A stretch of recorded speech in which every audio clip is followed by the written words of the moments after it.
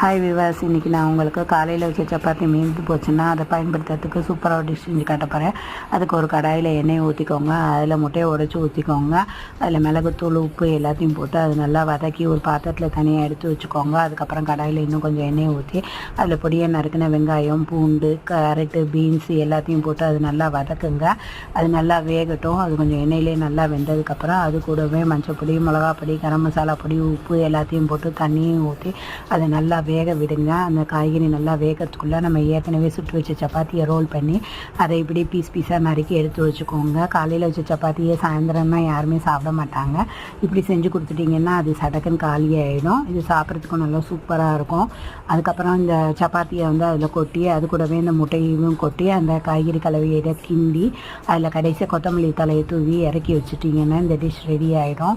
இது சாப்பிட்றதுக்கு சூப்பராகவும் இருக்கும். இது நைட்டு டின்னருக்கு நீங்கள் யூஸ் பண்ணிக்கலாம்.